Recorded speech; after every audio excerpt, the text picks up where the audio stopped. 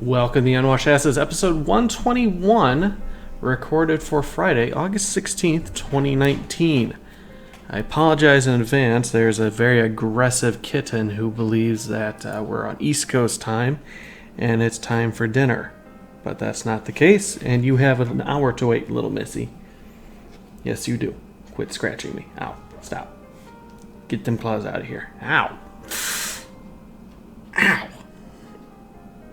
Right on the pinky. I'm going to poke you again, though. All right. So today we are learning about Franz Schmidt. I recently finished up The Faithful Executioner, Life and Death, Honor and Shame in the Turbulent 16th Century by Joel F. Harrington.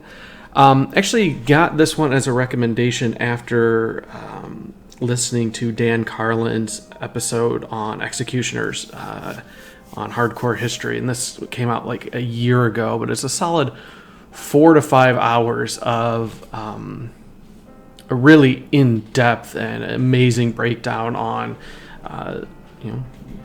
one of the most notorious jobs out there in history. And I'm not even going to attempt to get into that kind of territory because it would just be blasphemous at this point to really try and summarize or even do cliff notes of what Dan Carlin did. So if you want a more thorough, in-depth, and just overall captivating breakdown of what being an executioner entailed, download Hardcore History and listen to that episode. It's only a couple episodes back because he only does 1 or 2 a year, but they're really extremely good. And everything else that Dan Carlin's doing is amazing. So highly recommend it. But this, God bless it, cats, stop. And now the fat one believes that it is time to jump up on the desk and harass me for food. I made the mistake of feeding him early yesterday because it was a similar situation where I was getting nothing but headbutts from the cats as they were demanding food, and so I gave in. It's normally 5 o'clock, and instead 3:30 I went ahead and gave him dinner. That was a mistake. But anywho, The Faithful Executioner is a biography of Franz Schmidt, who was Nuremberg's chief executioner from 1573 to 1617. What makes this stand out so much is that he is one of very few individuals who actually kept a diary. Because most folks back then couldn't read or write, and even fewer folks had the gumption to keep a journal of their daily activities. And so over the course of his career, Schmidt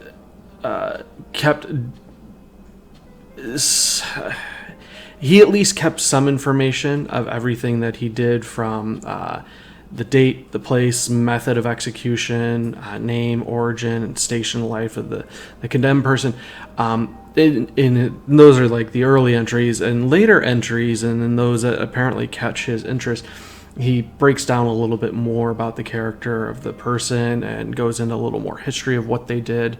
But it was the accounts of 361 executions and 340. Dexter, don't do it. I apologize. I had to give in. I had to feed them, lest they kept jumping on my desk and bothering me. So where were we? So he did 361 executions and 345 minor punishments. Now these would be things like floggings, running people out of town, cutting off bits of tongue, fingers, or ears. Essentially the more judicial punishments, up to and including, the executions themselves. Now, while it's not a line-for-line breakdown of, as he was called, Meister Schmidt's journal, it instead tries to construct a narrative and tell a story of his life and give you context into the society at the time and why he did what he did, and maybe paint a little bit of a more whole or rounded out picture of Meister Schmidt's life and what his dreams and goals were. Whereas the journal itself, while you can glean more some of this information from it, is more just his journal, which rarely, if ever, touched on his personal life and thoughts and feelings on things. So the author, Mr. Harrington, really goes to great lengths to pull from other sources, which would be say like chaplains or officials at the time, or anybody who would have had dealings with Meister Schmidt, and what they would have had to say about him. So it's a bit more than one would expect from a character such as this, but it's fascinating to look at because society was so vastly different back then, where folks would go ahead and gather and look at an individual either being publicly maimed, disfigured, driven out of town, or outright executed. And I won't lie, there is this macabre sense of interest and fascination at the punishments themselves. But as you get drawn further and further into the story, you find yourself pulling and rooting for the person that was Franz Schmidt and what his aspirations were, because in a large sense, he's just as much a victim as the people he executed. And I say this because you have to bear in mind that back in this century, the caste system, while not as strict as some other places, was still very much in effect. And being an executioner essentially made you an outcast in society. Yes, you were a necessity and, ordained by the local government and indispensable in the services that you provided, but people wouldn't talk to you. People wouldn't enter your home. You weren't allowed to sit with them in public meals. You were banned from most public events. You couldn't even go to church with folks. You weren't, when you died or a family member died, you couldn't be buried in the same graveyard. Say you were having a baby, you're lucky if a midwife would show up to help deliver. It's just overall outcasts. Yet there was a public fascination with them in the sense that some folks deemed that they had mystical or magical powers, which some executioners leaned into. And in many other cases, like Meister Schmidt, they worked second jobs as healers. Some would give into the mysticism and say, because back in the day, they thought that human bodies contain many healing properties. So, like, you want to get the blood of, relatively young people, and they'll help heal you and whatever ailments you might have. Plus, there's the charms that can be made from bones or genitals from condemned criminals. Even to basic things such as theft, stealing clothes and garments, because apparently there wasn't a whole lot of that back in the day. It was just shocking to not necessarily realize, but have to come to terms with these sorts of things. But Schmidt, getting back into the medical side, he had always claimed that he had wanted to be a doctor. His natural calling was to be that of a healer. And after his time as an executioner, he did go on to be a very successful private practitioner, and by his own accounts, saw and treated, I'm trying to find the number here, over 15,000 people. Now, back in the time, Nuremberg was a very large city, but this would go from, common people all the way up to more noble folks.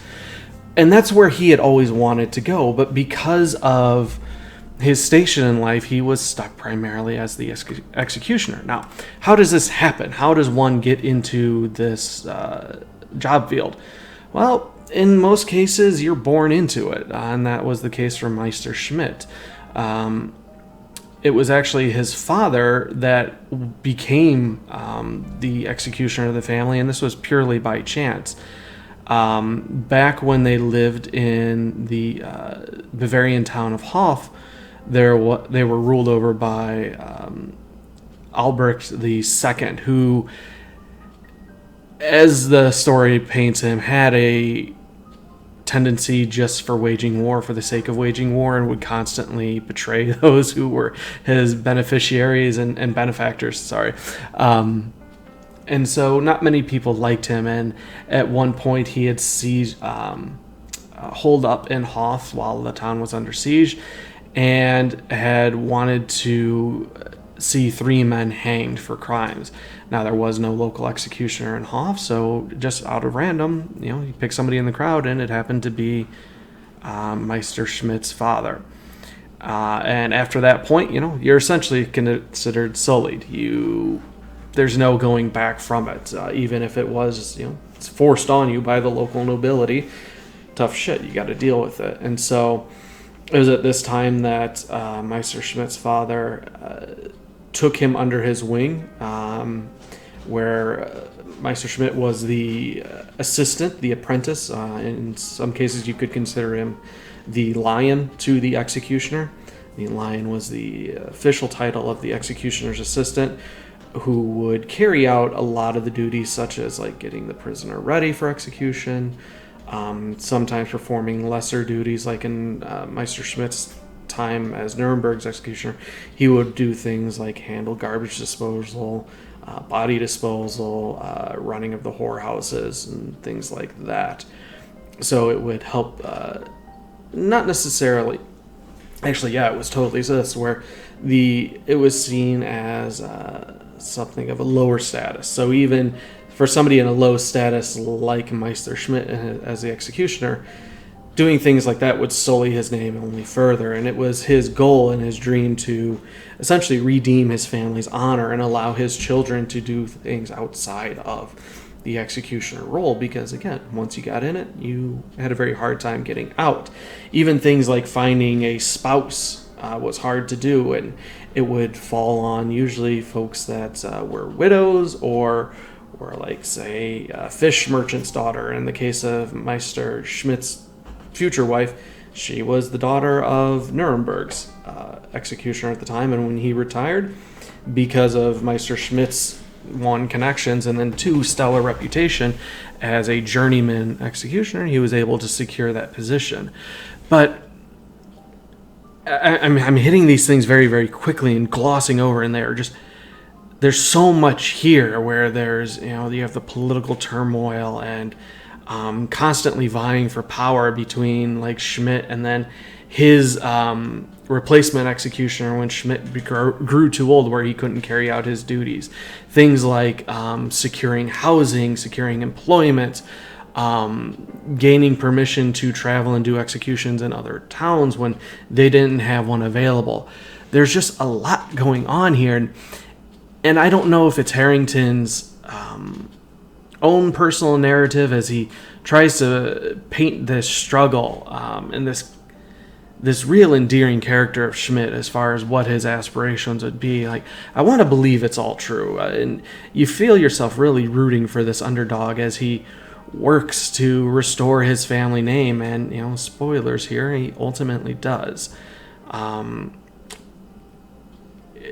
Shortly before his death, he does write a letter to the local nobility who does restore the honor of his family, but it almost ends in a bittersweet note where, despite Franz's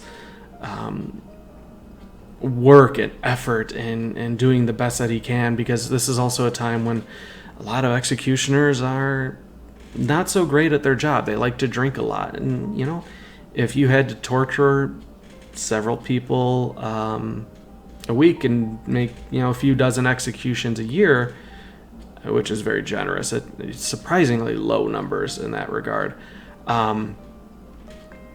they would drink to kind of deal with it, whereas Schmidt was a very pious man who apparently never touched liquor, and it gave him a reputation that put him head and shoulders above the others. And despite his stalwartness and working so very hard to restore his family's honor and essentially free them from the curse that is being the executioner, none of his 7 children ever produced offspring. They never really left the house. They didn't go out and do much. Those that did ended up coming back, and he ended up dying without anybody ever really benefiting from all of his hard work. In fact, his one son was the only one who really seemed to make anything of himself, following in his father's steps as a healer, a medical practitioner who, was at least above the barbers at the time, while still not being allowed to be a formally trained doctor. There's a lot going on in here, and if you're a fan of any sort of like history or even medical history, this is just an absolute must read. It does start off extremely slow, as it has to set up a lot of what's going on at the world at the time and give you the mindset for the local person. But if you have any interest, I definitely would start with Dan Carlin's Hardcore History episode on executioners as a fantastic primer. Again, it's about 4 hours, but it's 4 hours that burns through really quick. It's an episode that I've listened to at least 3 times over. And then delve right into this book, and it's utterly fantastic. From, I'd say, about a quarter way in, it really starts to pick up, and I found myself like I couldn't put it down. It was so good. Definitely the best book of the year that I've read, though. So I'm excited to see what the rest of the year holds. But yeah, definitely give this one a whirl. So I feel awkward ending it here, but there's not much else to say without going into too much depth, and I've already feel like I've butchered it enough. So that's going to wrap it up. We'll have a new episode up here shortly, but in the meantime, if you have your own questions, concerns, criticisms, critiques, complaints, or just, want to shoot the shit, drop an email over to theunwashedasses@gmail.com. Again, theunwashedasses@gmail.com. And don't forget, we have a store. You get yourself some sweet shirts, like the Friday Night Smite shirt I'm wearing right now, as well as a few other items up there. Links are all in the show notes. And yeah, that's going to wrap it up. I'll talk to you next time. Blood for the Blood God.